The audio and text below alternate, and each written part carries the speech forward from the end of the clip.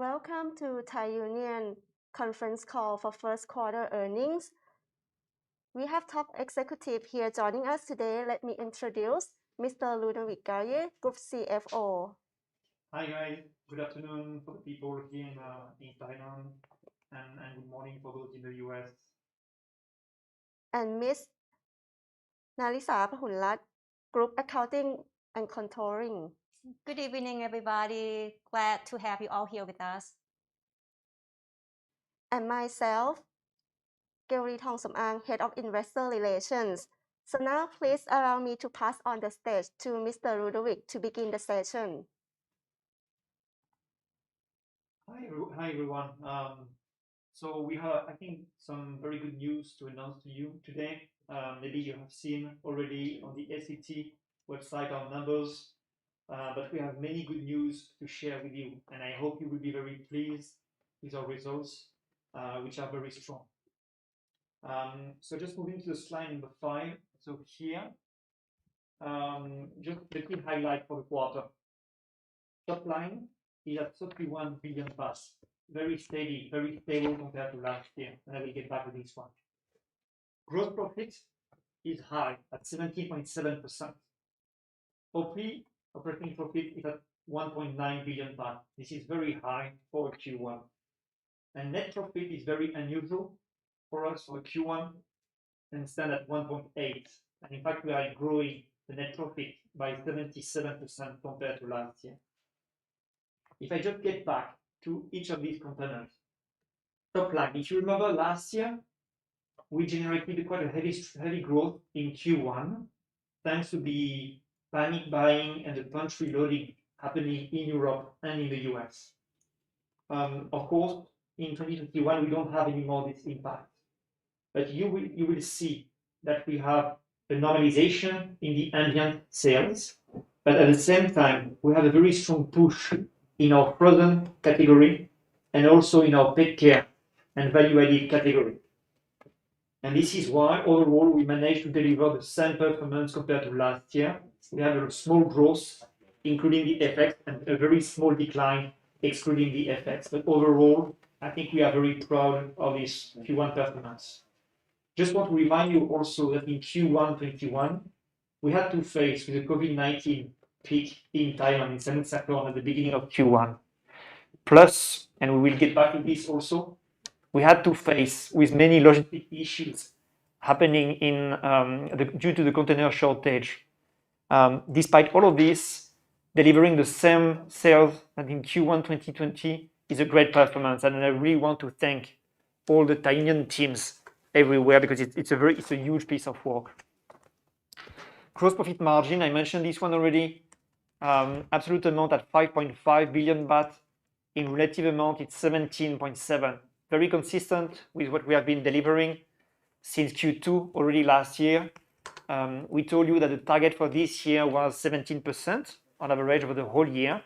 So we are exceeding this one. And we will get back into the details, but you will see all the 3 categories are really growing compared to last year in terms of gross profit margin. SG&A, I mentioned the logistic issues we are facing. We estimate the extra cost coming from all the container availability issue and the shortage and blah, blah, blah, to be between 200 to 250 million baht. This is why we have an increase in terms of percentage of the SG&A from 11.3% to 11.7% in 2021. If you exclude this impact, then the SG&A only amount to 11.1%.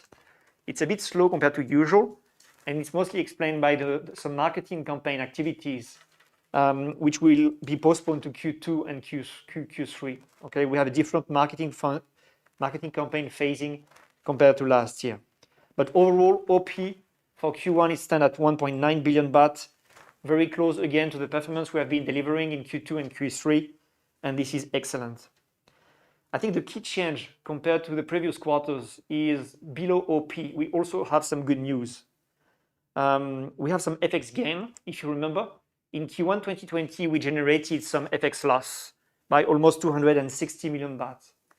In Q1 21, we managed to deliver an FX gain by 240. So overall, here you have a 500 million baht net income growth coming from this change. We also managed to decrease our finance cost. If you remember, last year in Q4, we told you that we have been decreasing our net debt, because decreasing also our interest rates. And I will get back also on Red Lobster. Red Lobster, we have also some positive news on the operation of Red Lobster, which are really recovering. And we have also some one-off impact on the lease accounting. I will get back to this. Next, you will see here, in short drop, all the good news. We are growing everywhere. I did not mention the EBITDA, but the EBITDA is also growing by 30%. But overall, very good news. Gross profit increasing by 9%, OP by 22%, and net profit by 77%. So very strong, again, very strong performance. In Q1, we are very happy. The next slide, you will see our usual long-term view since Q1 17. And here you can really see the improvement of the operation since now 4 years. We have been delivering 5 quarters in a row of top line growth. Okay, it's not a lot, I agree, but still it's growing. We were expecting some normalization. And if you get back to last year, Q1 2020, we were generating 5.9% growth. We have been managing to deliver the same performance, and I think it's quite a strong achievement. Another good news is regarding the gross profit margin. If you look at our track record, that was really one of our key concerns back in 2018 and 17. We managed to increase around 16% in 2019, and now since 4 quarters in a row, we are around 18%. Again, our full year target for the gross profit margin is at 17%. So in Q1, we over-deliver compared to this target, which is pretty unusual, because you know that the mixed category in Q1 is usually more push coming from the frozen business, which is less profitable for us in general. Net profit margin at 5.8% is very high for a Q1. So just if we go through the key developments, we just wanted to share with you also a quick update on the COVID-19 impact for us.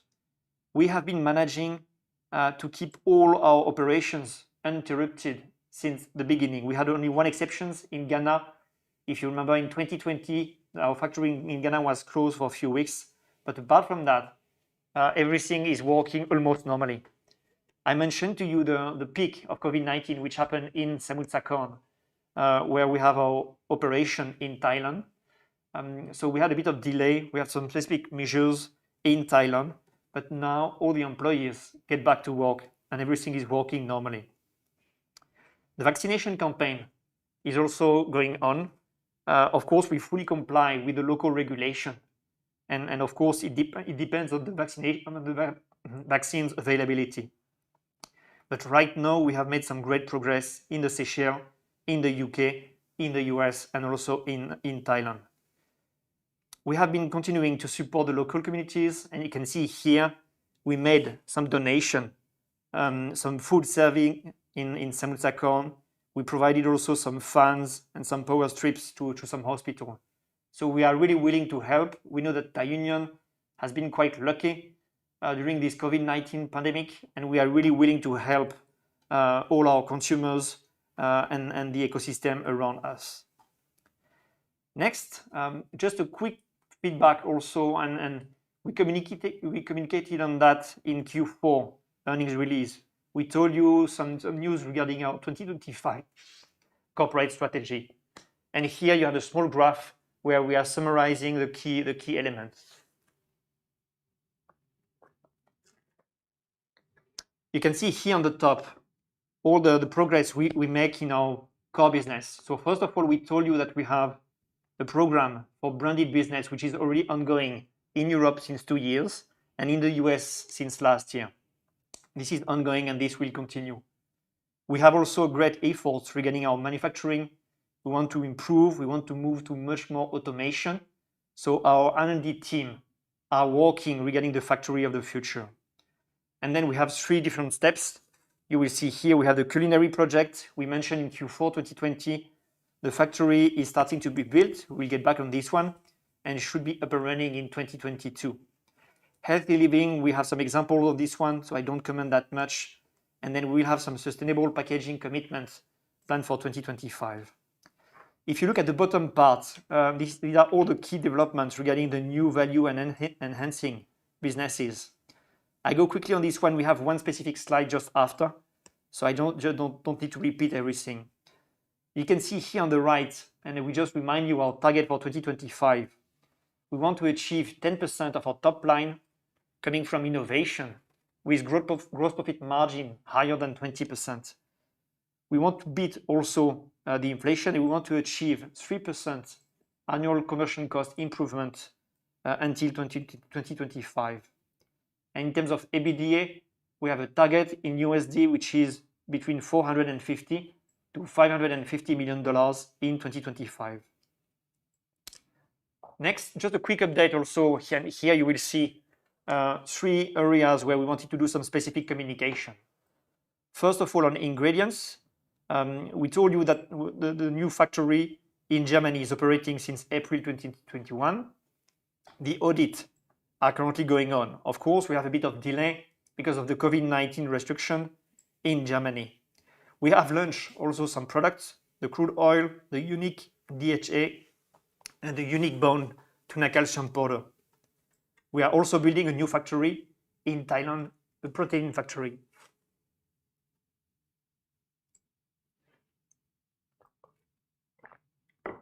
On the supplements, so we have been setting up a new company called Thai Union Life Science.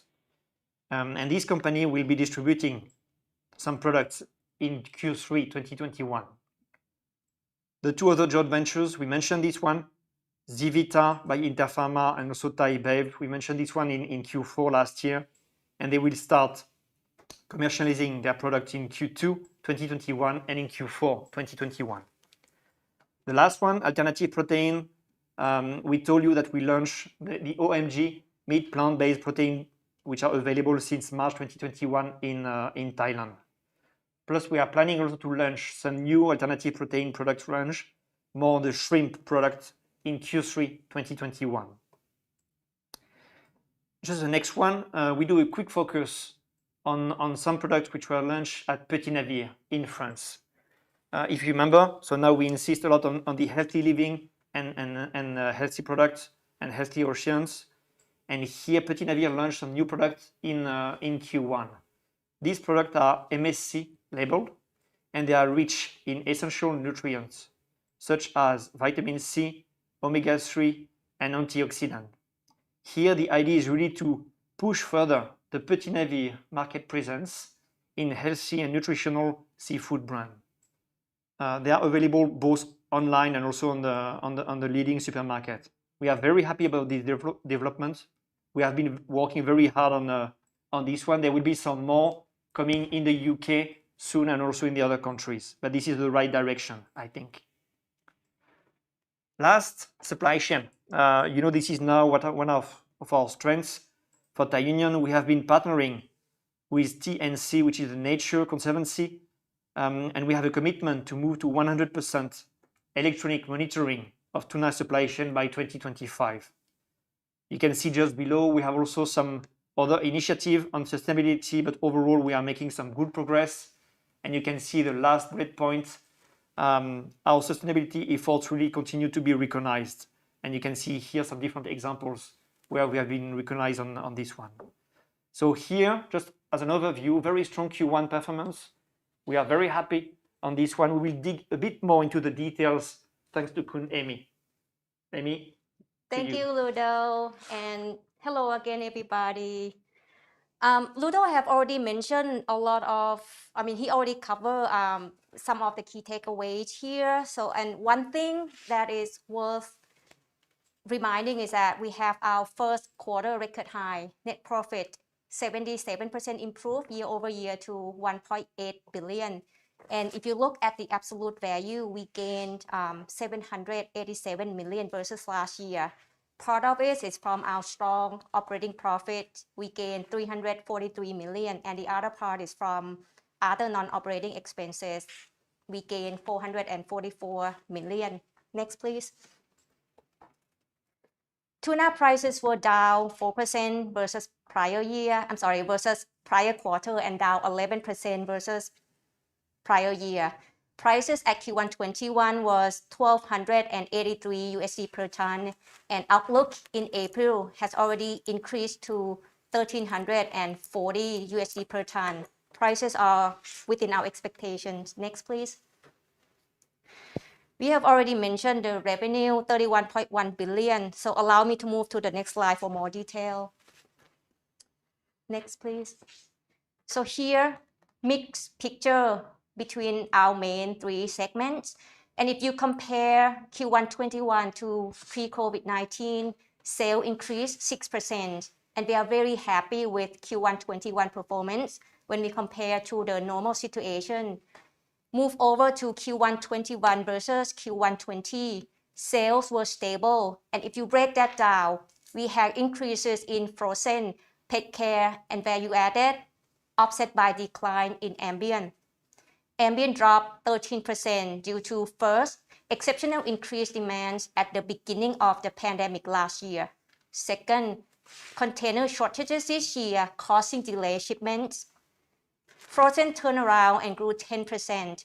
Restaurant and food services rebounded from vaccine rollout, which proving effective and bending the curve of infected cases, particularly in the US, as well as stimulus checks and other relief supports from the government. This drove increased demands for our shrimp, lobster, crab meat in food service and other channels. Pet care improved 27%. The demand was stimulated from repeated lockdowns and isolations. More pets were acquired and people spent for better ingredients in pet food and treats, resulting in encouraging product development and innovative.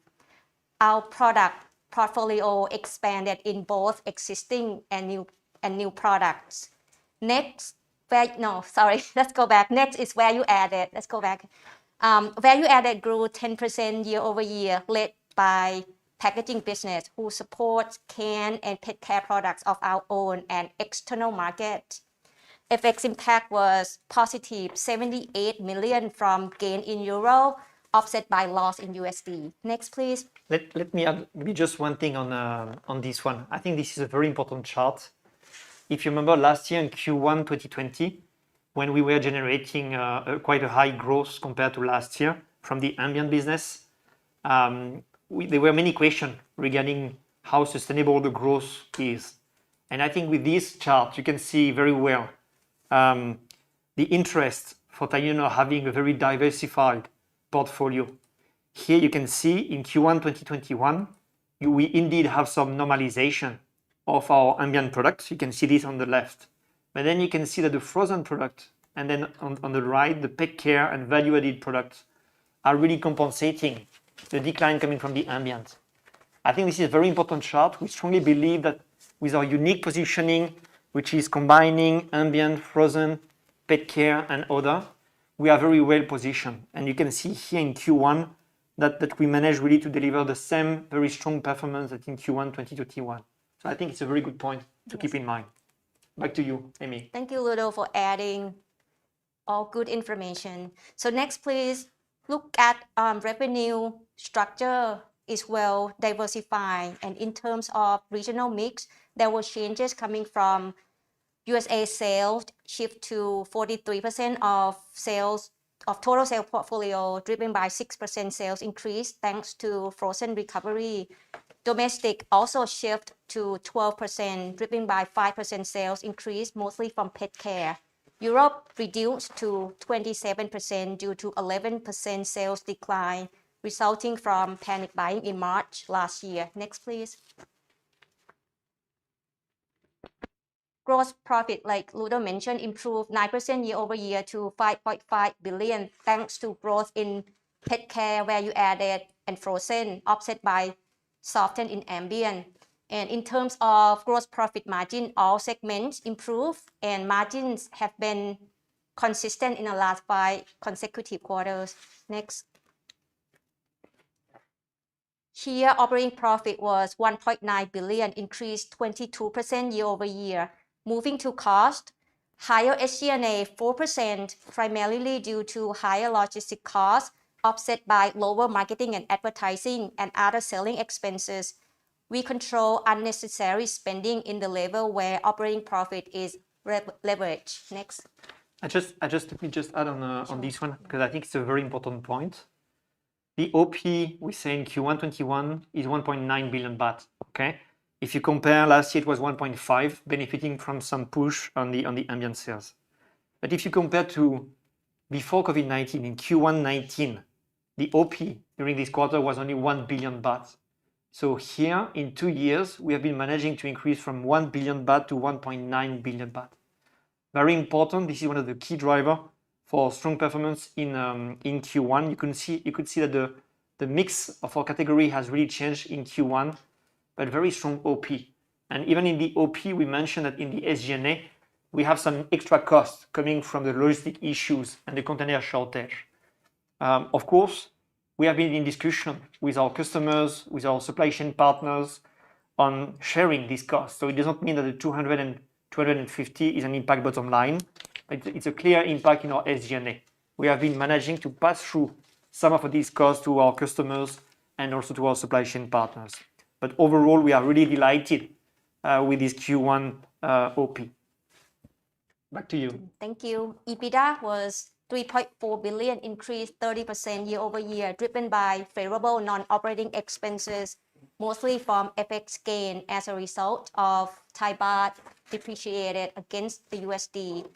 Other changes were from lower finance costs from lower debt principal and lower interest rates, offset by higher other income due to fair value adjustment in Russia and higher tax from more profitability.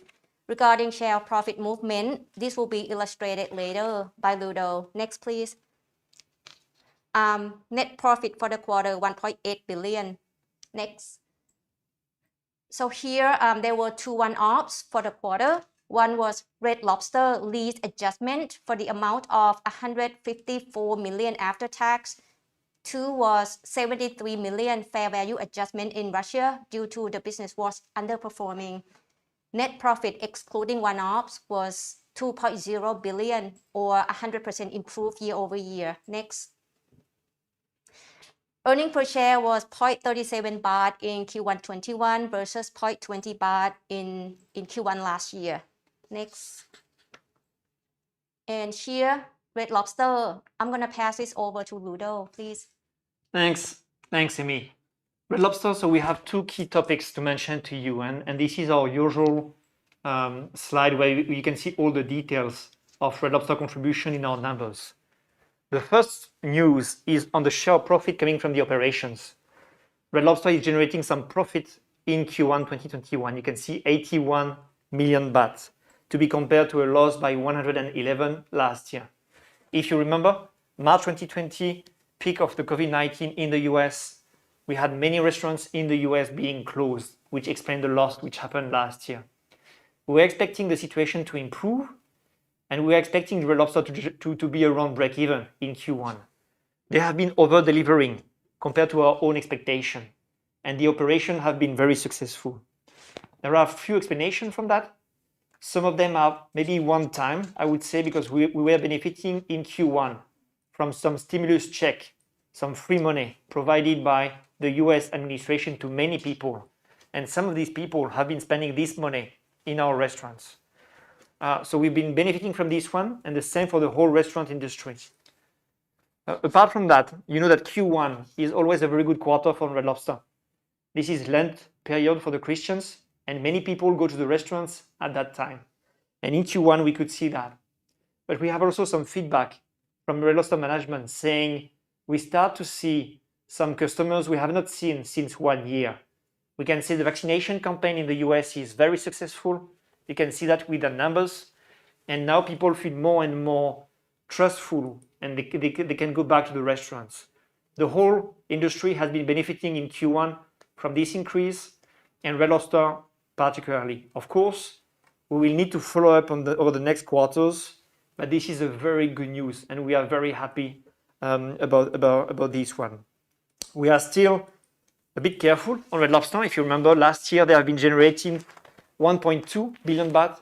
For sure, there will be some losses generated in the next quarters, and we still maintain our target of generating half of the losses in 2021 compared to 2020. However, the picture is good and it is really improving. Keep in mind one thing also, is that the average capacity for Red Lobster restaurants is still around 50%. So here, it means that they have been able to manage to deliver a profit in Q1 2021 with almost all the restaurants open, but only with 50% capacity. So this is really a great performance coming from them. Now, we are facing some new challenges. Indeed, we need to hire more staff and more managers in our restaurants.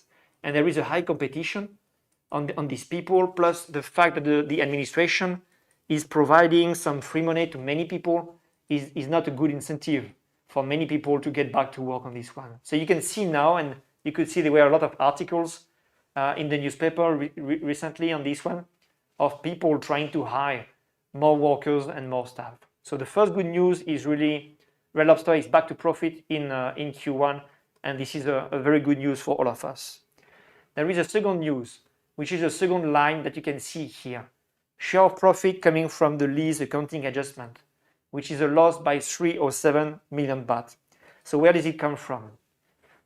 And on this one, usually the US GAAP and the Thai GAAP are almost fully aligned on the lease accounting standard. Here we are just talking about a specific accounting standard which is called lease. And here normally you don't have a big difference between US GAAP and Thai GAAP, except on one thing. The rhythm of depreciation of the right of use is different between US GAAP and between Thai GAAP. And in fact, in Thai GAAP, it is what we call front-loaded, meaning at the beginning of the lease, you will record more depreciation expenses in Thai GAAP compared to US GAAP. Okay, and this is why at the beginning of the lease, you generate more expenses in Thai GAAP. Normally, you don't have any significant impact, and I have never seen in any other companies some significant adjustment coming from this difference. However, within Red Lobster, there is one specific and unique situation. A few years ago, they have been doing a transaction, a sell and lease back, for the vast majority of their restaurants. And this is why now, when you look at the portfolio of Red Lobster, something around 800 lease, the vast majority is just at the beginning of the lease period. Okay, and this is where we have a significant negative adjustment between US GAAP and IFRS. Plus, the lease period is always a bit long in Red Lobster, on average between 20 to 40 years. Okay, and as I mentioned, so we had something like 800 lease to be analyzed.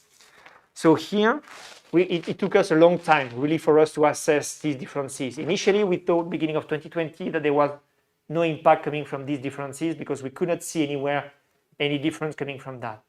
However, we have been investigating and it took us a lot of time. Remember in 2020, Red Lobster was facing with a lot of challenges in these operations. They have been working also on the refinancing. So we only get the conclusion early 2021. And this is why we record in Q1 21 this negative one-off. So if I go into the details, over this 300 adjustment, it is made up with two parts. There is one part which is related to prior year, which is for 207 million baht.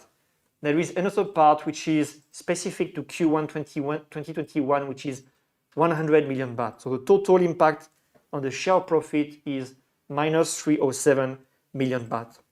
Of course, we record some additional expense. So we have a small portion which is offset by some tax credit for 25%. And we have something like 78 million baht tax credit happening in Q1. Now, moving forward, we will have this impact every quarter. So we can already mention that in Q2, in Q3, in Q4, we should have roughly an impact of minus 100 million baht in the share of profit and an impact of plus 25 in the tax. So we do expect to have a net impact around 75 million baht coming in Q2, in Q3, and Q4. This is not a good news. However, we have to recall this one. It's a pure accounting difference, a pure timing difference between US GAAP and between TFRS. There is no cash impact at all. Apart from this one, we have the usual topics in the other income, in the interest expense and income tax. You can see The net income impact coming from Red Lobster was positive in Q1 at 64. If you compare to the contribution in Q2 2020 and Q4 2020, we are very happy about this development. Just next slide, we just wanted to share with you some of the improvements performed by Red Lobster during this quarter. You can see on the top right, I will start with this one. This is a percentage of outlets which are opened. And you can see in March and April 2021, we are quite high, around 96 and 98%, which is quite strong. And if you compare to last year, they were almost all closed in March 2020. So there were different initiatives which were launched in Q1 2021. Of course, we have the Lobster Fest, which is one of the key events for Red Lobster. We have Valentine's Day. We have also the Lent period. I mentioned this one. The off-premise business remains also very strong. And the curbside pickup also has been growing very quickly. If you remember, we discussed in Q4 regarding all the digital investments that Red Lobster have been doing. The menu has been changing. If you remember, last year, we moved to something which was very simplified. We moved to a 40 pages menu to something which was only 2 pages. Now we are increasing again. We have more customers and they want to have more choice. So we are reacting very proactively on this change. And right now, as I mentioned, the key focus is really for us to attract some new staff and new managers. Of course, one of the key actions facing all these issues with the operations in 2020 was to cut into the resources of the restaurants. So now we have the new challenge beyond us, which is recovering and increasing again all these people. So we are positive regarding the outcome of Red Lobster in 2021. The vaccination campaign is very successful in the US, as we mentioned. There are also some few stimulus checks coming on this one. We are also conservative. We maintain for the timing our assumptions of loss decreasing by 50% in 2021 compared to 2020, but we may have some good news in the future regarding Red Lobster. Back to you, Amy, for the net working capital discussion. Thank you, Ludo. Here we had negative 125 million free cash flow for the quarter. We generated a strong profit and this required cash for our net working capital. At the same time, we had high level of inventory in transit due to delayed shipment. So this inventory hasn't been created cash to us yet. So we saw this as a temporary timing issue and will be recovered in the next quarter. Next, please. Here, net debt increased by 1 billion, driven by reduce in net working capital, as I just mentioned on the previous slide, offset by gain in EBITDA, 3.4 billion. Capital spend, investing and financing activities and everything else were in the normal level.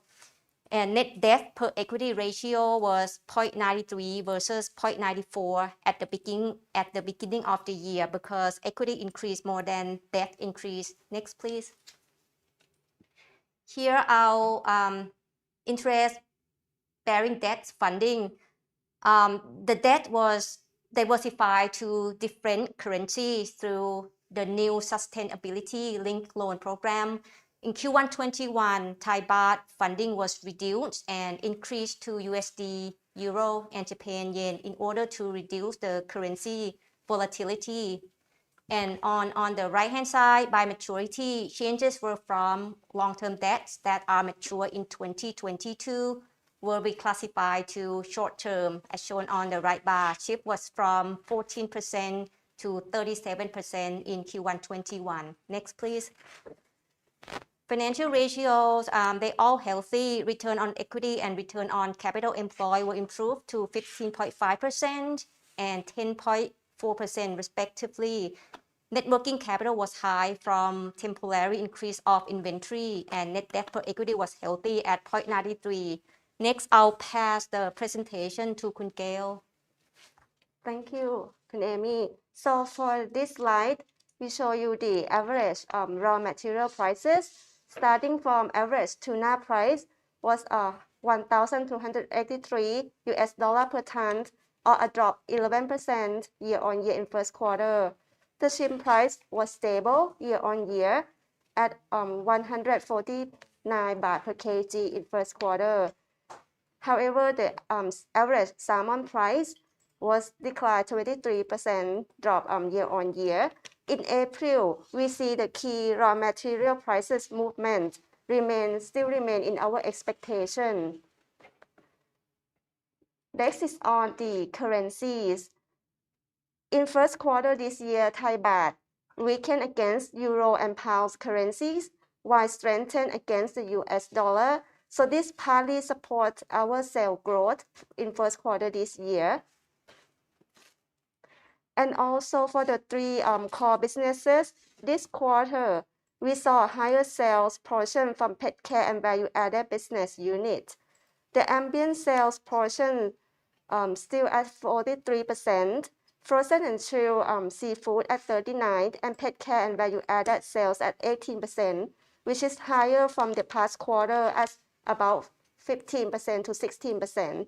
So thanks to the strong demand of the pet care business and value-added. So we go to details of each business unit. First is on the ambient seafood. The sale declined 13% year on year. We already mentioned on the lower tuna sales in the US and in Europe. That because of the partly of the global container shortage and the exceptional sale push in first quarter last year during the first wave of COVID. Despite the lower sales, we look at the gross profit margin. It remained high at 20% first quarter this year versus 19% first quarter last year. So this thanks to the lower raw material price, improving business in sardine, mackerels, and salmon. The ambient business, we want to highlight on the both sales and margin that we still grew from pre-COVID-19 level, first quarter 19. So on the frozen and chilled seafood business, we recover well at 10% year on year. We saw food services, particularly in the US, improve substantially thanks to the vaccine administration. So the gross profit also recovered to 10.5% in first quarter this year. So for both sales and margin expand strongly for this business unit compared to pre-COVID-19. So thanks to the business recovery in shrimp, lobster, and we have seen an increase in export. We explain more about the frozen and chilled seafood. This on the left hand, you see that the chart that the gross profit for this business unit are back to growth already. First quarter this year, gross profit record 1.2 billion baht, so up 44% year on year, and that also beat first quarter 19 pre-COVID. This pushed by the strong sales in the US and Thailand. So our strategy, of course, we focus on the modern trade, supermarket, and online channels. We introduced new value-added products to key customers. For the cost side, we have focused on the cost saving and productivity enhancement. Move to the pet care and value added. That increased 21% year on year. We see the selling volume increase as well. That's because the people spend more for their pets since the pandemic. We focus on the higher margin products and new product launch driven by the innovation. So gross profit margin remains strong at a high level, 27.4% in first quarter. So we see the strong demand in both domestic and export products. And of course, on the top line and the margin, it expand largely compared to the pre-COVID-19 level in first quarter 19. Let me just jump in on this one, Khun Gail, if I may, on this one. Really, this channel and this category is one of the key drivers. You can see here the numbers, and I think what I can find very impressive here is the top line graph we have on the top left. You can see since Q1 19 we moved from 4.4 billion baht and then to 5.5 billion baht. So this is really one of the key drivers and one of the key explanations of Thai Union's strong performance in Q1, but also in the previous quarters. You can see the gross profit margin are very healthy. For TU, we have an average for the whole group, which is around 17-18% over the last quarters, and we are very happy about this one. But you can see here for this category, which is smaller in terms of size compared to the others, we are delivering around 27% gross profit margin. So keep in mind this category made up with pet care, value-added, and others also is highly profitable for us, and we are really willing to push more in this direction. Back to you. Thank you. So I think these pictures, this chart explain what Kun Ludovic said about our past 5-year history on the pet care sales and gross profit margin. We can see that the pet care and value-added sales grew from 15 billion baht in the past 5 years to 20 billion baht last year with an upward margin trend. So the key driver, of course, is the higher demand from the global cat and dog population increase, and thus, of course, the pet food. We also have our own internal factor like automation of our factories, a launch of new and innovative products. So our global pet care innovation centers, we continue to explore pet food solution, push new category to the key existing customer. And of course, in Thailand, our key cat food brand is Bellotta. So we doing quite well, and we donate over 40,000 cat food cans during the pandemic.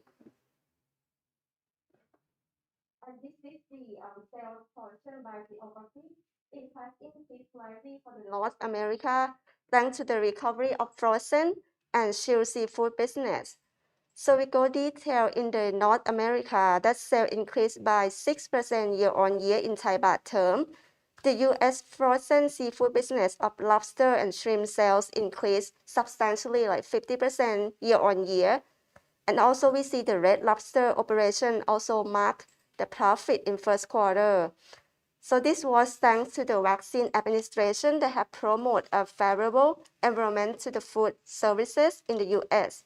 And of course, compared to first quarter 19 pre-COVID, the performance in North America remains strong. In Europe, we experienced the sales decline 11% because of lower branded demand across all markets. Last year, we had the exceptional push from shelf-stable products during the first wave of COVID. However, if you see compared to the first quarter 19, European sales remain strong compared to that number 8.2. So thanks to our strong branded position in Europe market. And then move to Thailand. Thailand sales grew by 5% year-on-year and very strong from pre-COVID level, driven by the pet care and value-added business. Lastly, on the geography is emerging market and the rest of the world. We experience a sales increase 3%.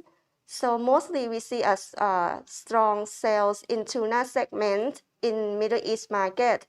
But however, performance in Asian markets remains challenged compared year-on-year and the pre-COVID level. So overall, this quarter, we deliver consistent high gross margin derived from 3 core businesses, particularly frozen and chilled seafood and pet care and value-added businesses.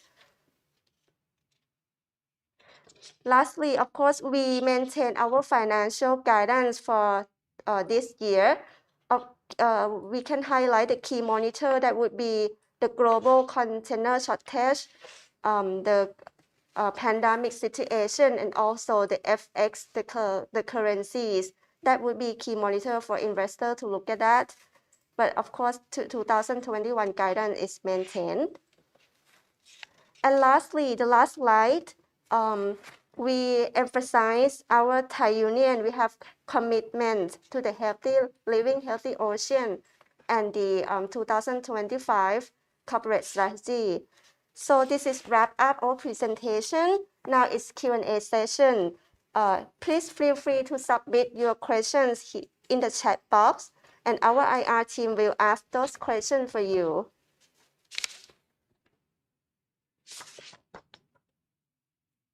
So here, Yeah. maybe we'll start with the questions on Red Lobster. Okay, no surprise. I think there are many questions on Red Lobster, and maybe I can take some of them if I may.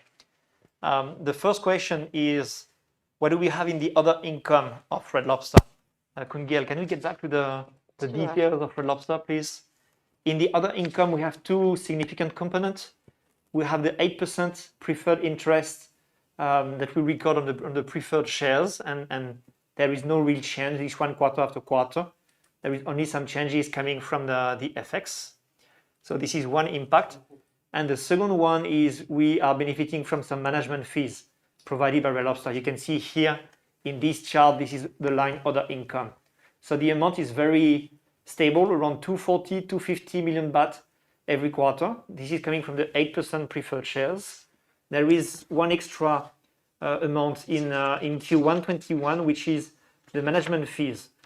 In 2020, we did not record any management fees from Red Lobster because we were negotiating with the banks, and you know that Red Lobster was doing its refinancing at that time, and it was not sure that we could get some management fees coming from Red Lobster.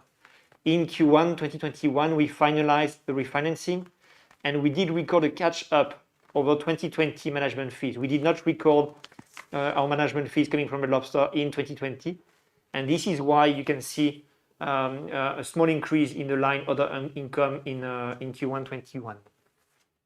Maybe there are some questions also on the lease accounting adjustment, and maybe here, Khun Gail, we can go to slide 51. Sure. I just want to get back to this one, and we try to put, it's not very easy, because it's a very technical question. I'm sorry for that. But I just want to share again. The lease, what is the lease adjustment? The lease adjustment is basically you are removing the lease operating expenses from your P&L. This is what you can see here with the dark blue on the top. So it's a positive impact in your P&L. And then in US GAAP and also in Thai GAAP, you are basically just replacing these operating expenses by some depreciation and also some finance cost. If you remember, the key topic for the lease standard is to say we take all the lease and we capitalize this lease in your assets and with a related financial debt. Okay, and of course, the asset is called a right of use and then is depreciated, and the financial debt is also generating some financial expenses. And you can see here the net impact between the removal coming from the operating lease expenses in the P&L and the new expenses coming from the depreciation and the finance cost. And you can see here the yellow line. The yellow line is the impact on the net profit on Red Lobster coming from the lease, this lease accounting adjustment. So it's a negative impact, and it will remain negative until 2030. Okay, the impact is pretty large, and we mentioned this one. The impact for 2020, 2021 will be roughly 100 million per quarter. So for the full year 2021, we do expect a 400 million baht expense coming from this one. Plus, we have in Q1 2021 the catch up also of 2020 and prior year for 200. So the total impact for the whole year is expected to be around 600 million baht in the share of loss. This is very significant.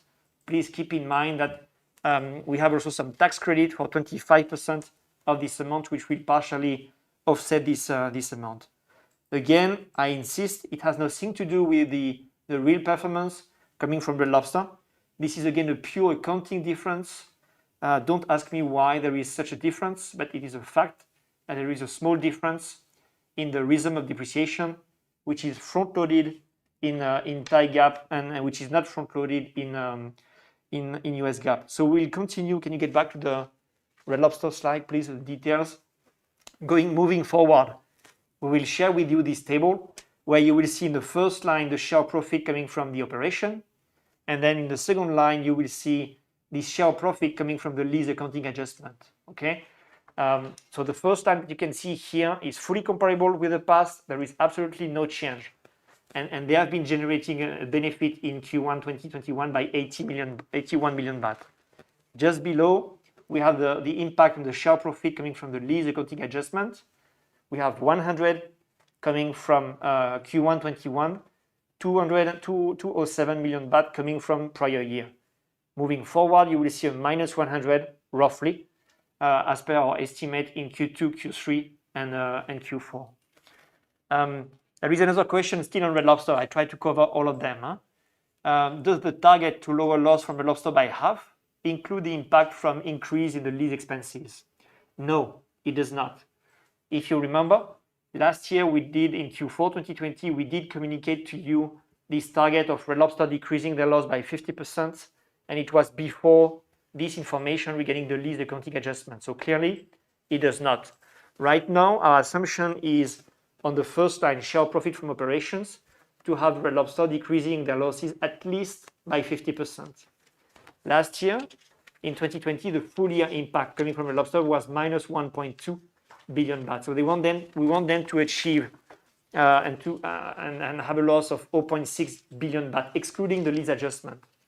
The lease adjustment will come on top, and I mentioned for 2021, the total impact on the share of loss is roughly around 600 million baht, 200 coming from the prior year, and then 100 for each of the quarter. But I think overall we are a bit conservative in our assumptions. I think that the share of loss coming from the operations could be much better compared to only half of the losses coming from last year. The Q1 has been really strong. There is one impact which is a bit difficult for us to appreciate, which is how much of this improvement is coming from the stimulus check and the free money coming from the administration. But overall, we can see really some really good underlying trend. We can see the guest count is increasing, and we can see more and more getting back to the restaurants. This is applicable to us and also to the whole restaurant industry in the US. But we want to be a bit conservative on Red Lobster. Considering the past we had last year, we say we want to be a bit careful in our approach to them. But the news in Q1 are quite good on this one. Next one, maybe Amy. Next question. Sure. I can just pick one, right? Sure. Regarding we saw some question on the fair value adjustment regarding our business in Russia, and the question was, please explain the additional fair value adjustment related to Russia that we recorded in Q1 21. So we told you at the end of last year that we were facing some challenges with our business in Russia, and this is why we recorded this change in fair value in Q4 2020. And Q1 21, the business is still performing below our expectations. So we recorded another 2 million euro or 73 million Thai baht change in the fair value.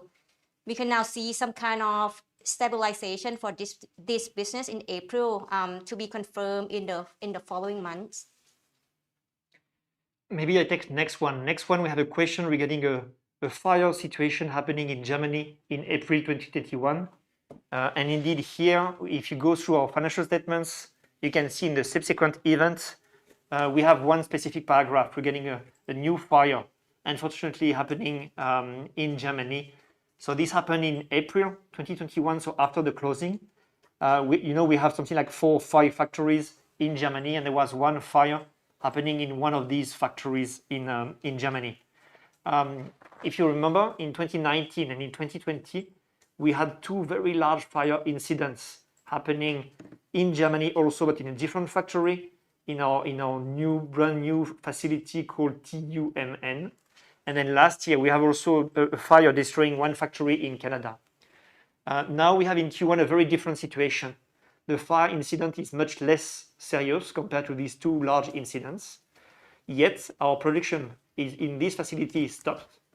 We have been engaging the discussions with our insurance company on this one.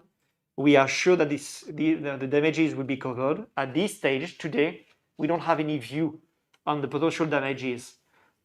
We expect it may end up with few hundred or million of euro, but it should be fully covered by the insurance. Again, the building are not damaged at all. The equipments are not damaged, but the ceiling is destroyed, and you have also a lot of dust everywhere. So we have a lot of decontamination to be performed in the factory. We are not really concerned. We won't have any significant impact coming from this one. We have 2 months of finished good inventory before this fire in Germany. We can use also the other factories in Germany. We can use also other factories in Europe. And if need be, we can use also our own factory in Thailand to help them facing with this issue. It's a challenge. It's not a good news for us. It's the third fire which happened in a few years. We know we are in a risky business, and we need to cope with this situation. Okay, so I think in Q2, we will be able to provide you with some more details regarding the damages, but from a pure operation and finance point of view, we don't expect any significant impact coming from that. I'll take the next one. What is ambient business outlook? And can we maintain Q1 21 momentum into the next quarter? So normalization was expected in Q1 21, and we all knew that peak sales from the first wave of COVID-19 last year do not repeat this year. And if you compare to Q1 21 versus pre-COVID-19, ambient grew quite a bit, and we're very happy when we compare when the situation was normal, especially when the gross profit margin was at 20%. It is a very good success to us. So we remain positive and believe that we have strong plans for the rest of the year. So next question, we have a question regarding the cash flow. And indeed, we have in Q1, and maybe we get back, can you get back to the specific slide, please, Kumgel? We have in Q1 a very strong profit. We mentioned that, a very strong OP. Maybe we just get back to the net debt bridge, if I may, okay? So you will see in Q1 a very strong EBITDA generated. You can see here on this graph, we have 3.4 billion baht EBITDA. However, we have a highly negative impact coming from the net working capital by 2.7 billion baht. The key drivers for such negative net working capital is an increase of our finished goods and our goods in transit also. As we mentioned, we are facing in Q1 with some supply chain issues and logistics, and there is clearly a delay in our sales in the US, in Europe, and also in Asia. And we have many products just being on the sea or waiting in the port for some containers. So you have an increase of the inventories. At the same time, we have been managing to decrease our inventories of raw materials, and we have also a decrease of our account payables. So overall, we have a strong increase of our net working capital by 2.7 billion baht, and this is almost offsetting the EBITDA, the strong EBITDA coming in Q1. You can see also the impact coming from the capex. We have 843 million baht spent in capex in Q1. If you remember, we have a target for the whole year of 6 to 6.5. We are on track. I think we are slightly late on this one. When we set up this target of 6 to 6.5, we did not have in mind the COVID impact in Thailand. And of course, the peak which happened in Q1 has been delaying some of these amounts. So I would expect that we need to see what's happening in Q2 and in Q3. But over the full year, we may not be able to spend exactly the 6 billion baht we are planning. Apart from this one, you can see the other amounts are much smaller. So the key drivers really for the negative cash flow are the net working capital and also the capex and the interest paid in Q1 21. I think we are not concerned. We still believe we will generate some cash in 2021, and this is clearly our target. But clearly, it's a good heads up for us. So we'll follow carefully the situation in order to make sure that from a cash situation, we get back to where we want to be in 2021. Okay, I'll take the next one.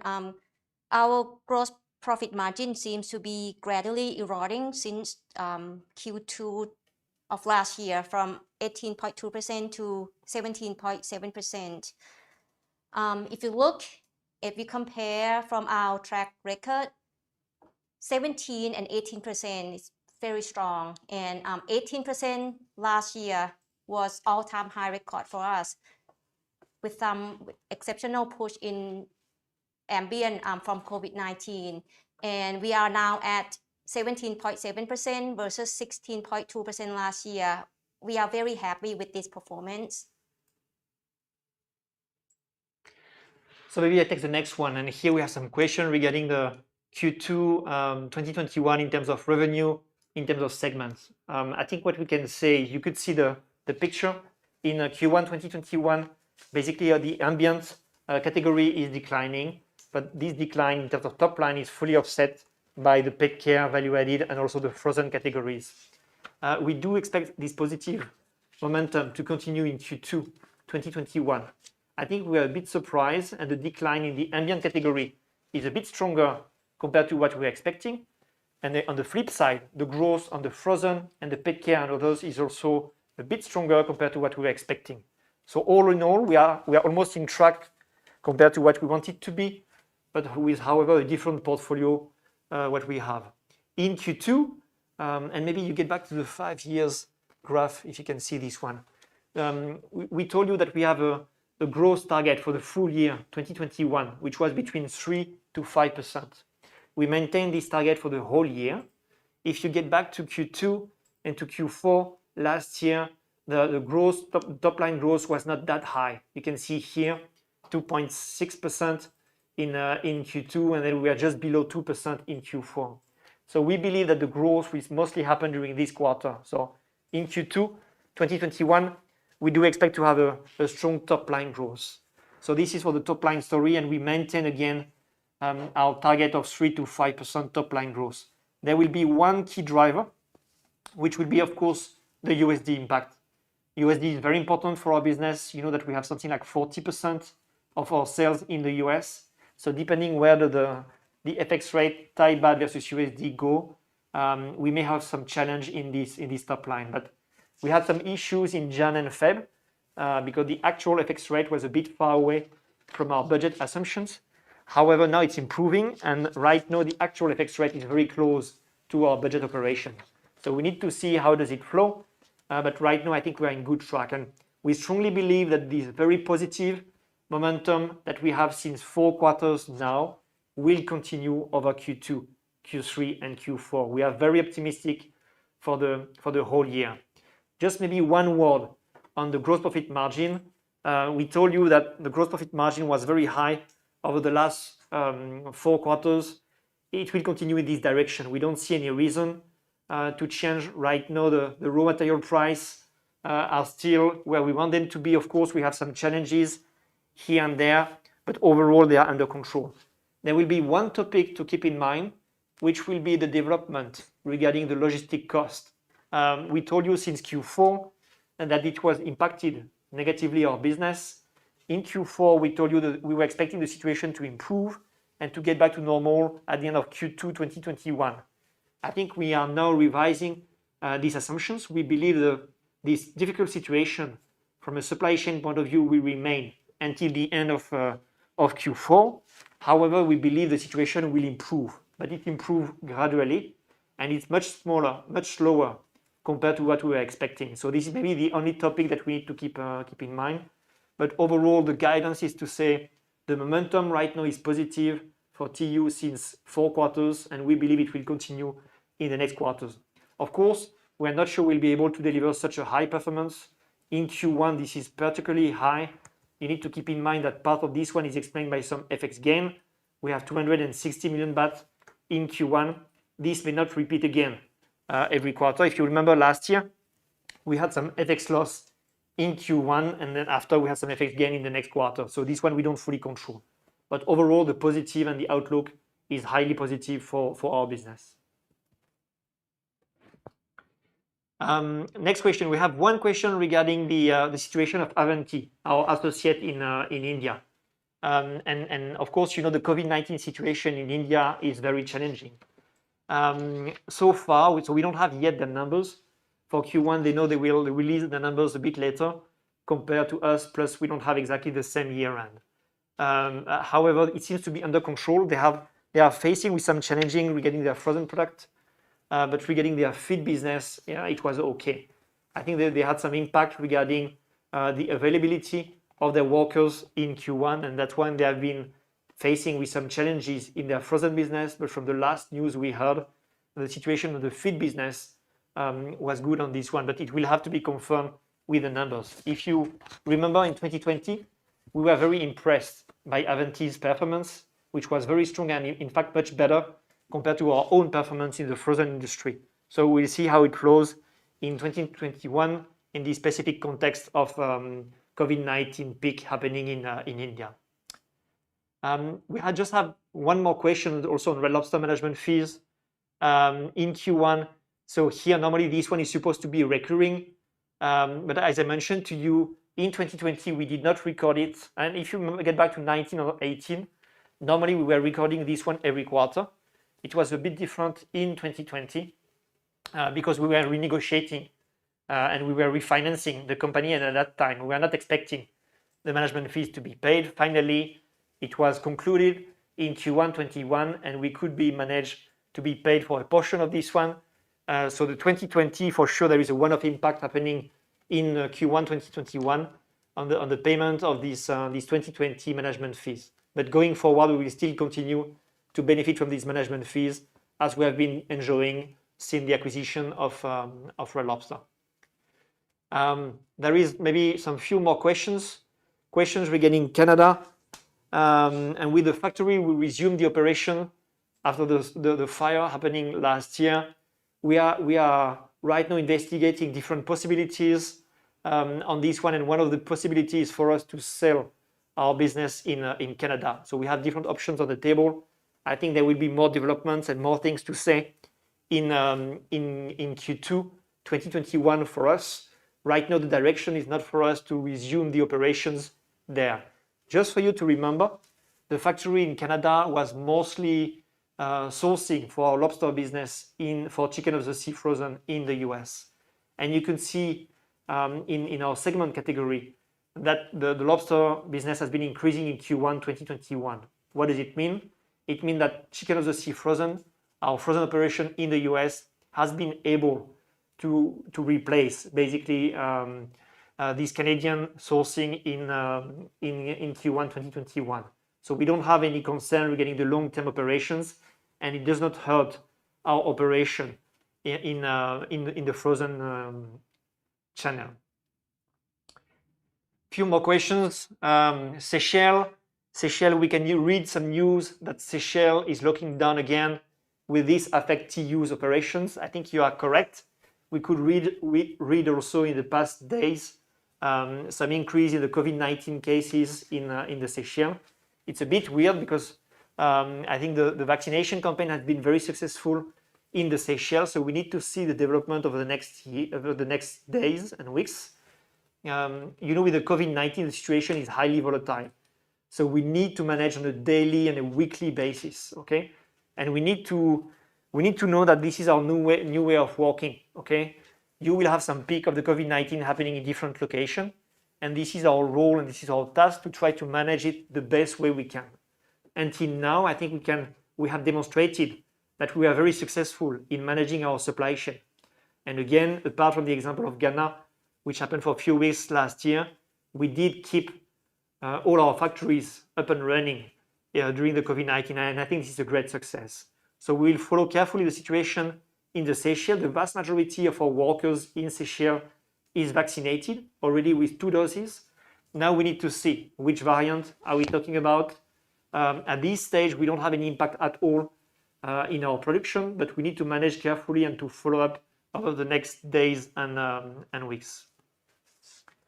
Sorry, here we are running a bit out of time. I just take maybe some few more questions and then we stop. So we have one regarding the pet food. What will be the growth momentum for pet food for the rest of the year compared to Q1 21? I must say I'm very pleased and very impressed by the performance of our category, pet care and value added in Q1 21. And you can see it's a consistent growth since I think 4 or 5 quarters. And this is one of the key drivers for TU's strong performance in Q1 21. I'm not sure this momentum will remain and they will grow in the same path for the year to go. However, we have some strong expectation. We have some good plan. We have a very strong portfolio in terms of NPD in the pet food and maybe one next quarter, we can share with you some more examples. There are some very funny and good products that we want to launch in this category. So the momentum will remain very strong for the rest of the year. Will it grow exactly the same path? I'm not sure. I think it's a bit too early to mention this one. We have been really successful in Q1 21. We want to continue and to push further, but maybe it will be not exactly growing exactly at the same rate. Can you go up, Lina, please? And maybe I just take a last one, which is on the incremental growth on the reported net profit. What is coming from the FX, what is coming from the fair value, and what is coming from the operations. I think if you get back to our P&L, you will see the increase coming from the OP is something around 300 million baht. So OP is very strong in Q1 21. This is one of the key drivers. There is a second big explanation for the improvement compared to last year, which is the FX. We have in Q1 2021 FX gain around 250 plus million baht. Last year it was a loss by 260. So clearly the switch in terms of FX is really also one of the key drivers for the performance in Q1 2021. So these are the two key elements. Operating profit is very strong. FX gain also switch from a FX loss situation to an FX gain situation. If you go line by line, you will see that we have also some good news in the finance interest in many different lines, but these are really the key items. I want to insist again also on the share profit. If you compare to Q1 21, you don't see a lot of changes, but this one, keep in mind, include also the 300 million baht lease accounting adjustment we have been recording on Red Lobster. If you exclude this one, you will see the share profit is strongly improving, in fact, compared to last year. Anything remaining on this one? Okay, just get back on the revenue growth target for 2021. I think we mentioned this one.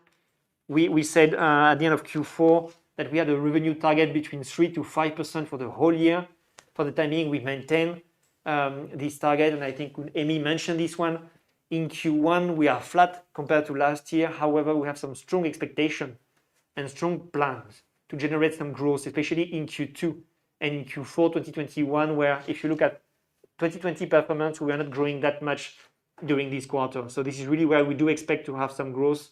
So for the timing, we maintain our target sales between 3 to 5% compared to last year. Khun Gail? Yeah. I think we should conclude the call. Sure. Thank you, Mr. Ludovic, for your presentation. So thank you for your interest to join our conference call today. So if you have further questions, please feel free to contact IR team. So thank you for joining us today. Have a good one. Thanks a lot, guys. Thanks also for all your questions. We can see, and we are not surprised, a lot of interest coming from our numbers. Again, we are very pleased with this one. If there are any remaining questions, you can still ask tomorrow.